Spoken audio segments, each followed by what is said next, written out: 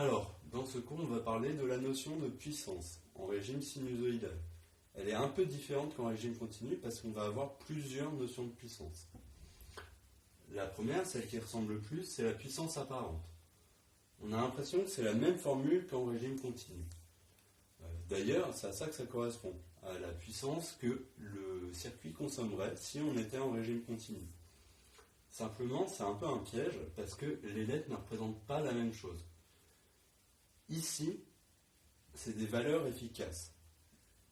La valeur efficace, là c'est la puissance apparente, mais là c'est la valeur efficace de la tension et la valeur efficace de l'intensité.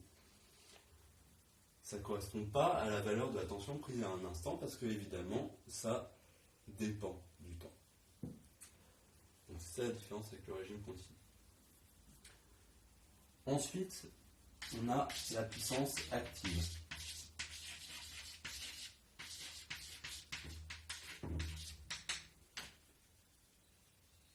Donc, ça on va la noter PA. On va la noter PAC. Alors ça, parfois, vous trouverez noté S. Et ça, souvent, ce sera P. Donc la puissance active, la formule, c'est UI plus phi, où phi, c'est le déphasage.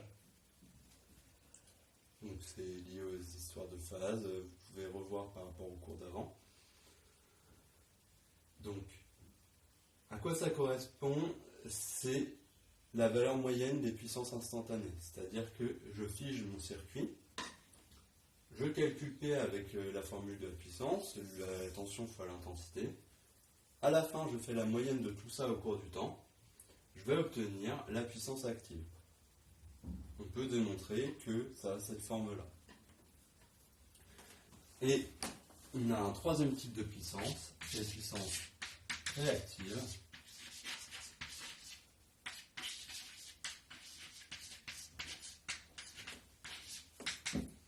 Ça, on va le noter Q. Et c'est UI sinus phi. Ça va permettre de décrire le comportement global de notre circuit. Et il y a trois cas. Si Q est positif, on dit que le circuit est inductif. Ça va signifier que... Pourquoi on dit inductif? C'est parce que le circuit va se comporter, son comportement va ressembler à celui d'une bobine. On a Q est inférieur à 0 et négatif. Ça, on va dire que c'est capacitif.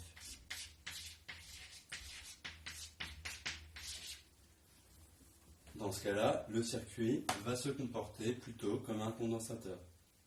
C'est une analogie, hein. C'est pas exactement pareil, mais globalement c'est l'idée.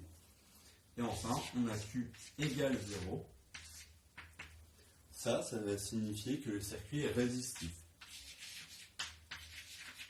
Vous l'avez deviné, il va se comporter plutôt comme une résistance.